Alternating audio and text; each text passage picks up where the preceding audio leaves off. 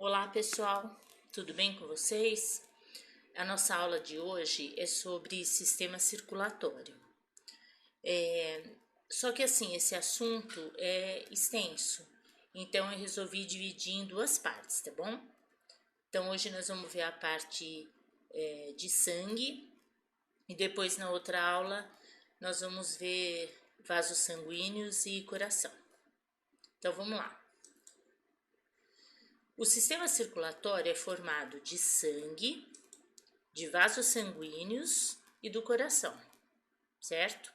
Eu escolhi essa ordem de sangue, vasos sanguíneos e coração porque o sangue, como nós vimos lá no sistema respiratório, ele que transporta o oxigênio, o gás carbônico. Aí quem vai carregar esse sangue para o corpo todo são os vasos sanguíneos, artérias, veias, capilares, que vão chegar até o coração, que vai bombear esse sangue para o corpo todo, tá? Então vamos lá. Em relação à composição do sangue, quando nós tiramos sangue, tá lá tudo misturado, certo? Então, esse sangue é levado para uma centrífuga lá no laboratório. Essa centrífuga, onde esse tubo de ensaio é colocado, é um aparelho que ele atinge até 3.000 rotações por minuto, né? E aí ele é que faz com que o sangue se separe dessa forma. Ó. Essa parte mais leve é o plasma, certo? Que corresponde a 55% do nosso volume total de sangue. E a parte de baixo é de elementos figurados, que vai dar 45%. O que são esses elementos figurados? Hemácias, que são os glóbulos vermelhos, leucócitos, que são os glóbulos brancos, e plaquetas. Aqui no fundo ficam as hemácias, que elas são mais pesadas. Essa partezinha branquinha aqui é de leucócitos e plaquetas, tá? Que a quantidade é bem menor e elas são mais leves do que as hemácias que ficam embaixo. Do que é formado o plasma? De água, de proteínas, de oxigênio, de gás carbônico, de nutrientes no geral, sais minerais, excretas, que são restos de reações químicas que o sangue também carrega, hormônios, enfim, tudo isso está na parte líquida do sangue. Agora aqui, os leucócitos, que eu comentei com vocês, e as plaquetas, que vai formar em torno de 4% do volume total, e as hemácias 41%, totalizando os 45%, tá? Então, essa é a composição do sangue. Aqui é uma foto vista no microscópio eletrônico. Só para vocês terem uma ideia da quantidade de hemácias, ó, tudo isso aqui é hemácia. Aqui são glóbulos brancos, que existem vários tipos, mas eles têm essa constituição diferente da hemácia, tá vendo? E isso aqui é tudo fragmento de célula, que são as plaquetas.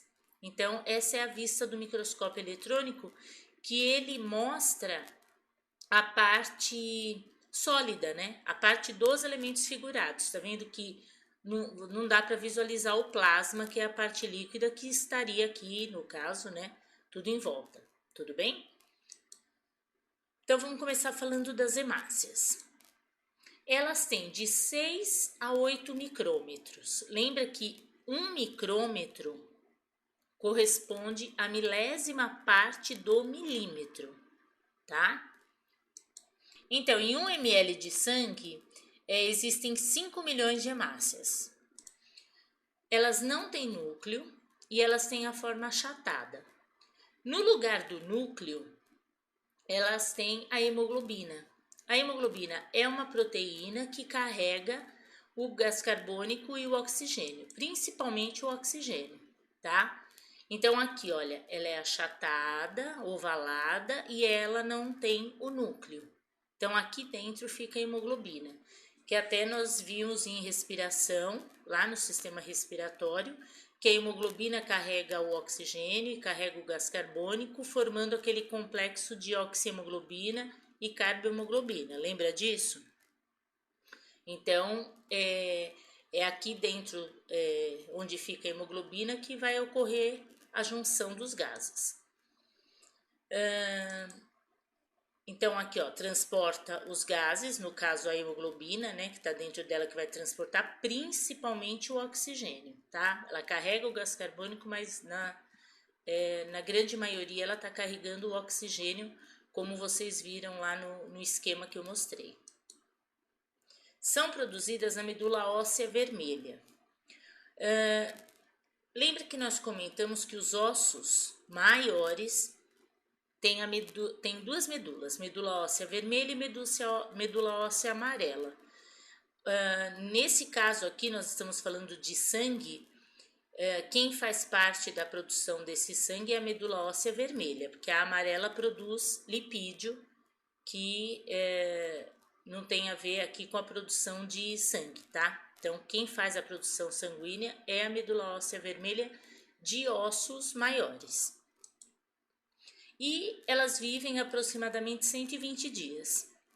Então, elas são destruídas, né? Elas morrem, são destruídas no baço e vão ser repostas pelas células jovens que vão ser formadas na medula óssea vermelha, que assim que estiverem maduras são eliminadas na circulação sanguínea. Então, o tempo de vida médio delas é mais ou menos 120 dias, tudo bem? Agora nós vamos falar dos leucócitos, que são os glóbulos brancos. Então, eles também são produzidos na medula óssea vermelha, tá? Eles medem de 7 a 20 micrômetros, porque são 5 tipos diferentes de leucócitos, então eles têm constituições, funções e formas e tamanhos diferentes, tá? Na verdade, a função principal é de defesa, mas são defesas diferentes, tá? Então, defendem o corpo, todos eles. São menos numerosos que as hemácias, ó, de 6 a 7 mil. A hemácia são 5 milhões por ml.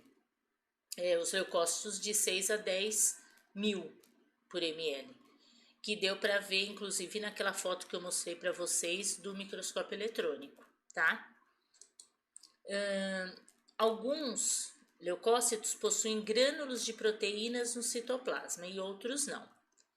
Então, vou mostrar aqui para vocês. Ó, os que não têm grânulos de proteína no citoplasma são chamados de agranulócitos. Quem são eles? Linfócito e monócito. Então, aqui no citoplasma, ó, não tem grânulo de proteína. Agora, os granulócitos têm grânulos de proteína no citoplasma. Essas bolinhas aqui são as proteínas, que é o eosinófilo, o basófilo e o neutrófilo. Então, são 5 tipos de leucócitos, tá? E eu vou colocar para vocês agora as funções principais que eles têm. Pessoal, essa estrutura aqui é o núcleo, tá? Então, eles têm núcleos diferentes. A hemácia é anucleada, tá? No lugar do núcleo, ela tem a hemoglobina, então ela não tem núcleo. Mas os leucócitos têm núcleos diferentes entre os 5 tipos, tudo bem? Então, vamos lá. Eosinófilos. Primeiro eu vou falar dos granulócitos, depois eu falo dos agranulócitos, tá? Então, eosinófilos. Eles fagocitam complexos de antígenos anticorpos. Então, o que é o antígeno? É qualquer substância estranha que entra no organismo, tá? Quando essa substância estranha entra, os anticorpos se associam a esse antígeno para poder destruir. E é específico, como chave fechadura, certo? Então, o que acontece? Quando você tem um complexo de antígeno-anticorpo, então acontece essa junção justamente porque o anticorpo vai tentar destruir esse antígeno. Então, esse complexo todo é fagocitado pelo eosinófilo. O que é fagocitar? É englobar. Então, ele vai englobar esse complexo para destruir, tá? E acaba limpando tudo isso da circulação sanguínea. E também o eosinófilo aumenta em doenças parasitárias e alergias. Então, quando a pessoa tem alguma doença parasitária ou alguma alergia, seja de qualquer substância, ela tem um aumento de eosinófilo, porque ele aumenta justamente para poder defender a pessoa contra doenças parasitárias e contra alergia, tá? Então, é natural aumentar o número de eosinófilo em pessoas alérgicas, por exemplo, tá? Os basófilos, eles liberam histamina. A histamina é uma substância que dilata os vasos sanguíneos, certo? Isso, por exemplo, num momento de uma crise alérgica que acaba contraindo os vasos, contraindo traqueia, a pessoa tem falta de ar, essa histamina faz com que esses vasos sanguíneos sejam dilatados, certo? E também produz heparina. Essa heparina ela vem lá do fígado, então esse basófilo carrega essa heparina, que é um anticoagulante. Para quê? Para não deixar o sangue coagular dentro dos vasos sanguíneos. Então, é um anticoagulante natural. Que nem, por exemplo, quando a gente tira sangue, naquele tubo de ensaio onde é colocado o sangue, tem um anticoagulante artificial, tá? Então, por quê? Porque esse sangue saiu do nosso corpo, então fora do corpo ele vai coagular. Então, eles colocam um anticoagulante justamente para esse sangue não coagular, porque ele vai tá indo para o laboratório para ser centrifugado, ficar daquele jeito do slide lá do começo da aula, e para que eles possam separar e saber a quantidade de glóbulo vermelho, de glóbulo branco, de plaqueta que você tem. Então, num exame de sangue vem tudo separado. Mas se não tivesse esse anticoagulante no tubo de ensaio, esse sangue ia coagular e não daria para fazer o exame, tá? Então, essa heparina é um anticoagulante nosso, que nós temos circulando nos vasos sanguíneos para o sangue não coagular, tudo bem? Neutrófilo, ele faz a fagocitose, só que ele não fagocita vírus, tá? Mas ele fagocita qualquer outro antígeno. Por que não fagocita vírus? Não sei. Não se tem uma explicação de o porquê dele não fagocitar vírus, não reconhecer o vírus como sendo um antígeno. Ele vai fagocitar qualquer outro antígeno, menos vírus, tá? E ele também faz a diapedese. Então, vou mostrar aqui para vocês o que é. A fagocitose é o englobamento. Então, o que acontece? A célula tá aqui, o leucócito, tá? Esse leucócito pode ser qualquer um, não só o neutrófilo, porque eles fazem fagocitose, né? Todos eles. Então, as bactérias estão aqui fora. O que vai acontecer? Ele vai expandir esse citoplasma, tá vendo? Ele deformou aqui e é como se isso daqui fosse um pé, entre aspas, tá? Ele andou até lá para poder englobar essa bactéria que ele quer englobar. Então, isso é uma expansão do citoplasma chamado pseudópodes. Pseudo falso, podes pés. Então, pés falsos, tá? Então, tá bom, ele englobou. Aí ele volta à posição normal. Essa bactéria está englobada aqui dentro. Aí o que vai acontecer? Ela vai ser digerida, vai ser destruída. Então, no caso, vem um linfócito aqui, um lisossomo, que é uma organela que faz a digestão, que vocês já aprenderam. Esse lisossomo se une a essa bactéria e vai digerir essa bactéria, tá? Então, destruiu. Então, isso é uma fagocitose. Agora, diapedese é o seguinte, aqui tem um capilar sanguíneo, que é um vaso sanguíneo bem fininho. Então, esse sangue está circulando aqui dentro. Então, aqui está o leucócito, tá? No caso lá, o neutrófilo que normalmente faz isso, tá? Os outros podem fazer também, mas normalmente é o neutrófilo que faz a diapedese. Então, o que acontece? Um furinho aqui no capilar, ele passa inteiro por esse furinho, ó. Ele vai atravessar o capilar e vai sair do capilar. Então, vamos dizer que a bactéria está aqui, do lado de fora, ele vai sair desse capilar, aí aqui, ó, ele tá fora, e aí ele vai fazer a fagocitose dessa bactéria que está do lado de fora. Então, o que é diapedese? É esse processo dele sair, do leucócito sair do capilar, atravessar para poder fagocitar qualquer antígeno. Eu estou dando exemplo de uma bactéria, mas poderia ser qualquer outro antígeno que está do lado de fora. Tudo bem? Monócito.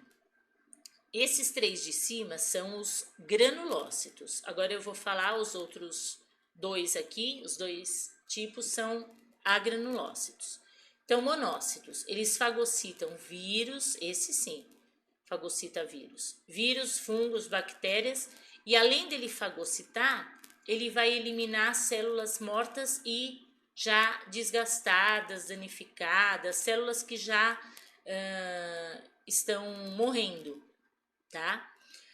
Da corrente sanguínea. Então, ele faz uma limpeza disso, certo? Como? Fagocitando. Tudo bem? Agora, os linfócitos, tem o linfócito T e o linfócito B, tá?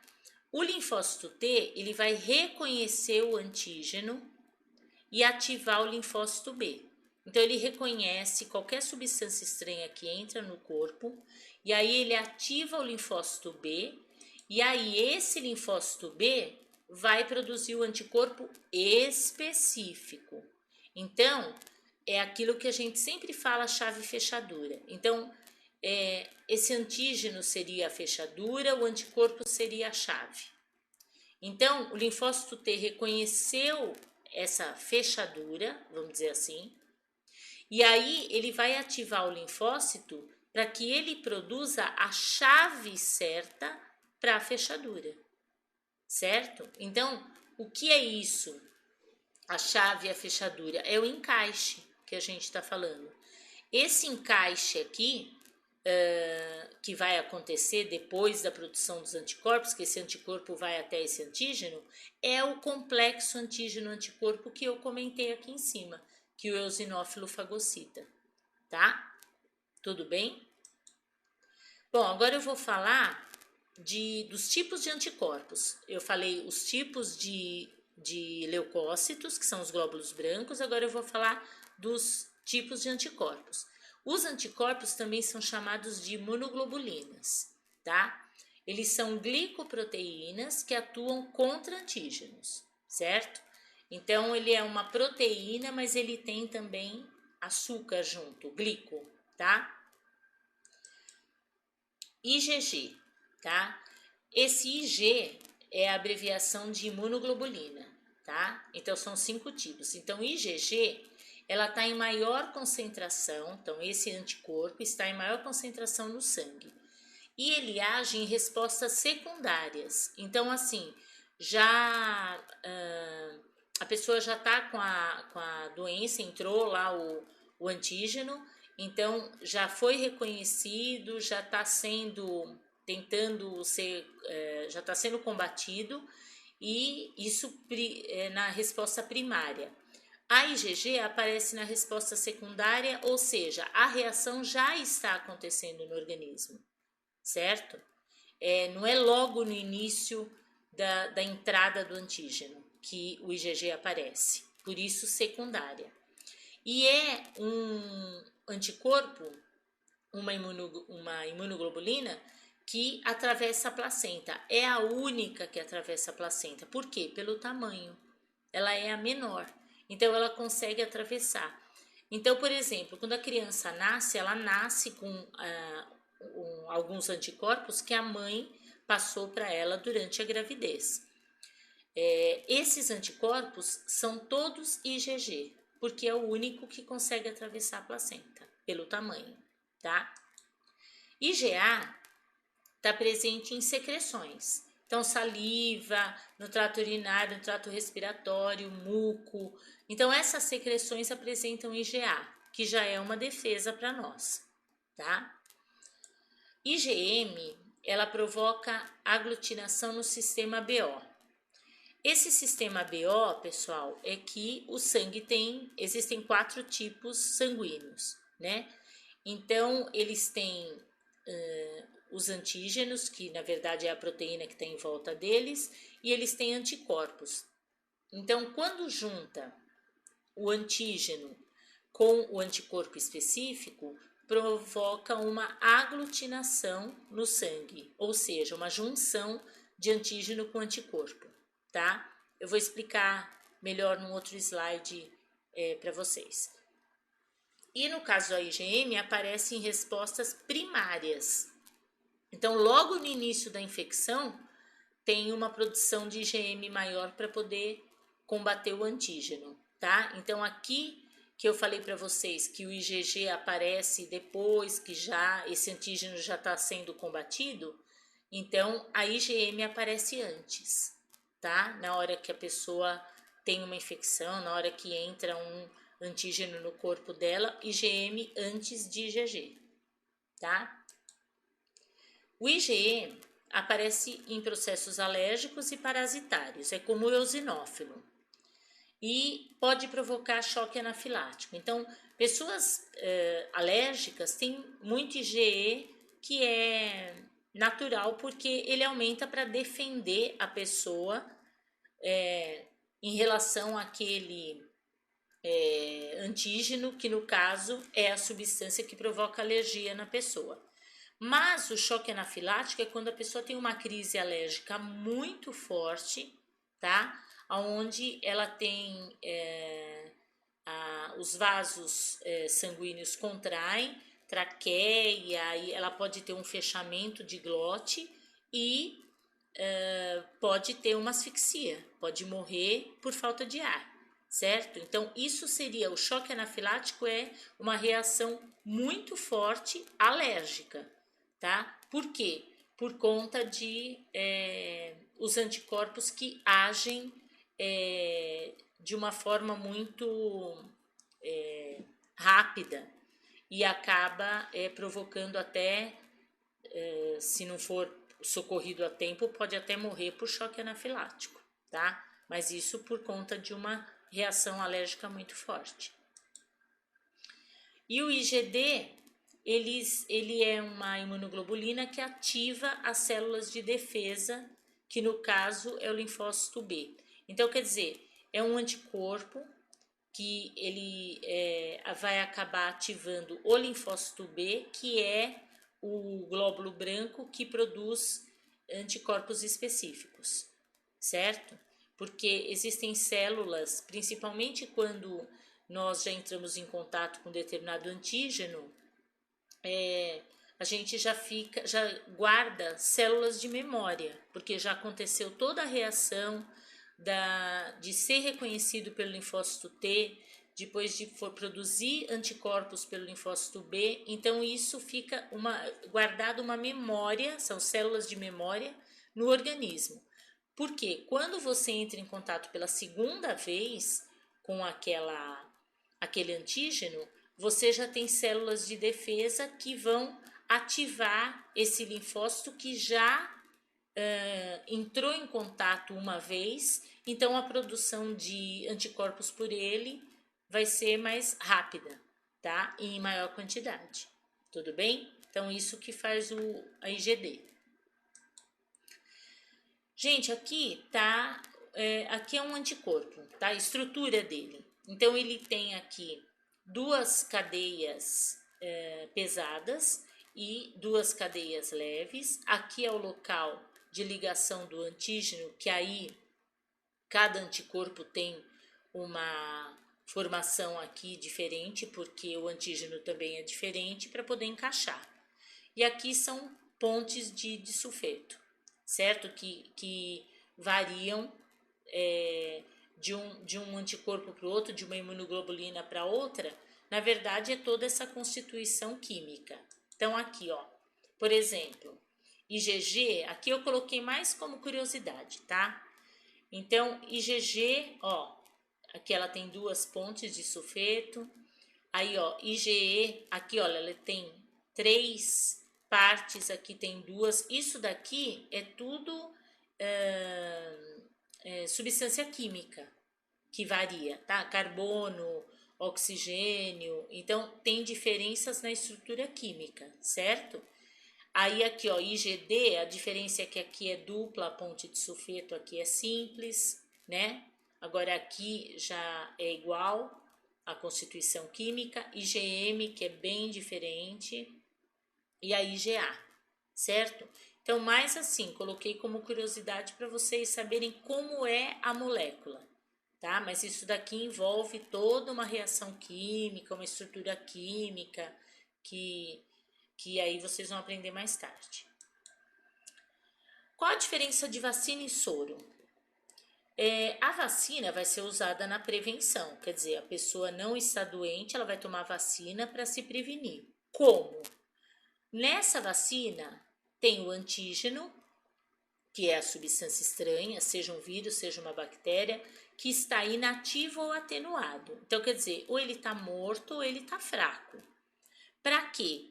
Porque a partir do momento que o antígeno entra no nosso organismo, nós vamos ter a produção de anticorpos. Então, é para isso que você vai tomar esse antígeno, a vacina, para você produzir o anticorpo específico para aquele antígeno que você recebeu.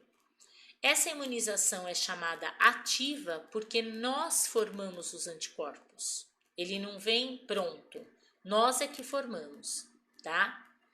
Já o soro, ele é usado na cura, não é uma prevenção. Você já está doente, tá? Então, se você já está doente, você vai tomar os anticorpos prontos. Então, aqui a diferença é que aqui você recebe o antígeno, mas aqui você recebe os anticorpos prontos. Só que esses anticorpos não foi você que produziu. Ele já vem de um organismo de outro ser vivo. Então, ele vai servir para curar. Ele vai eliminar aquele antígeno e acabou. Ele não vai permanecer no seu corpo porque não foi você que produziu.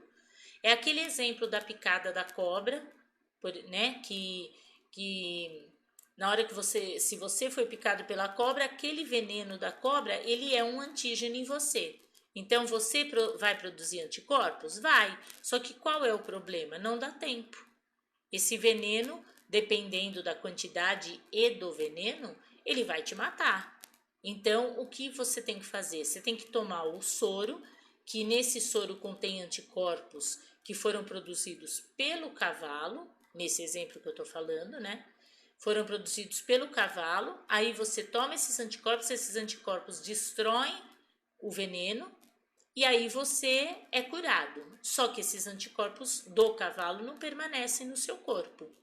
Por quê? Porque não foi você que produziu, ele é de outro ser vivo, tá? Então, por isso, imunização passiva, porque não foi você que fez, você recebeu os anticorpos prontos, tudo bem?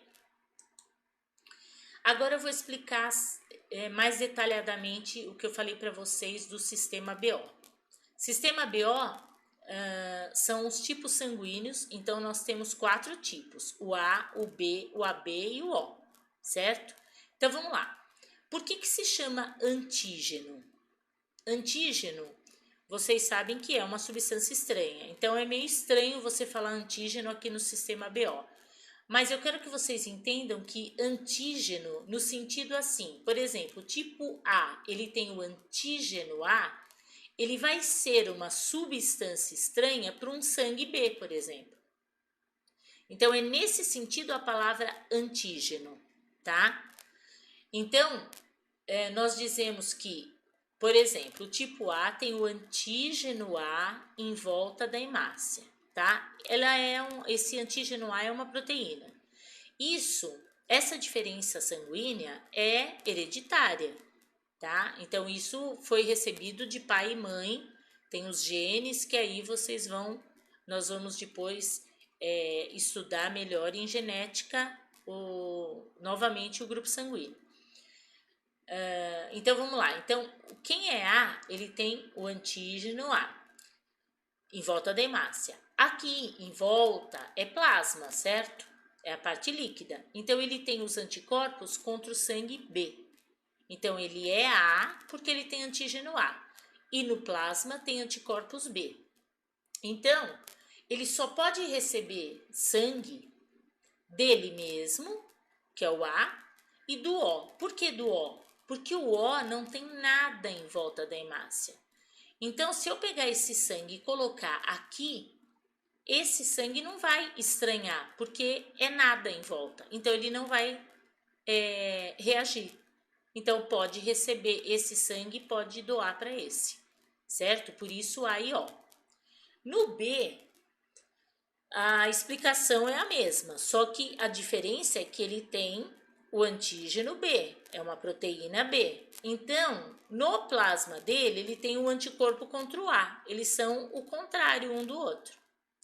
Então, se ele tem o antígeno B, ele só vai receber sangue dele mesmo, do tipo dele mesmo, e do O, a mesma coisa. O O não tem nada em volta, então não vai ser estranho para ele.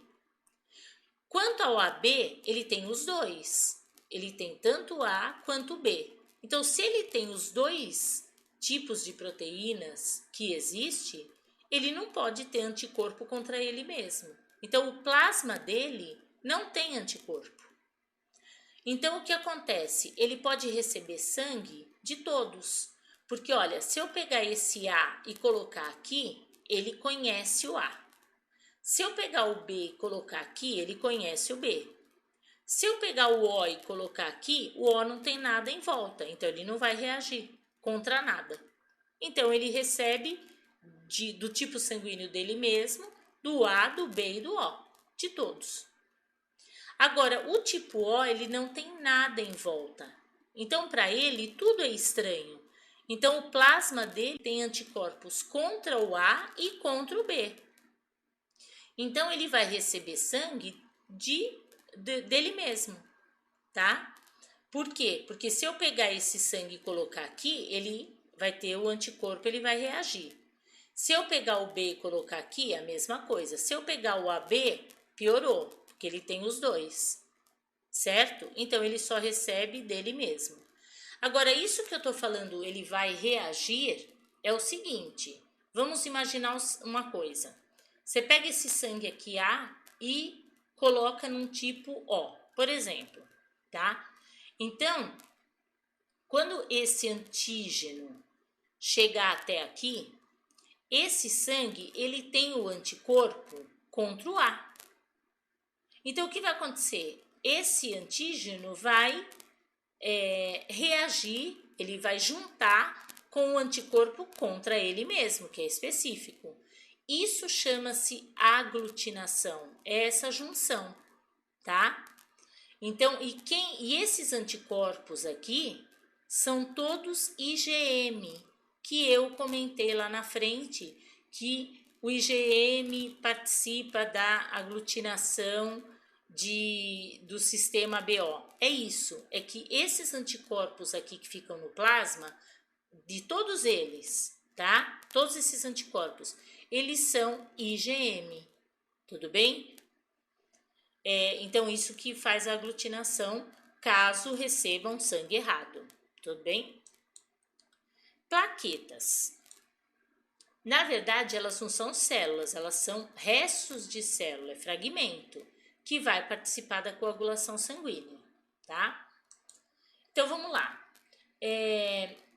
Tem o vaso sanguíneo normal, aí fez lá uma lesão, tem um ferimento, e aí as plaquetas são ativadas até formar a fibrina. A fibrina é um dos fatores de coagulação, que é o último fator, que na verdade são 13. O último fator é a fibrina, ela forma como uma espécie de redinha de proteína aqui no ferimento e depois vai formar um coágulo para estancar o sangramento, para parar de sangrar, tá? Então, a reação acontece assim. Você tem lá o ferimento, aí tem os fatores do plasma, que eu falei que são 13 fatores, mais as plaquetas. Então, elas vão começar a reação para chegar na fibrina, que é essa redinha aqui, certo? Então, esses fatores de coagulação, e mais as plaquetas, juntamente com o cálcio participa dessa reação de coagulação, tá?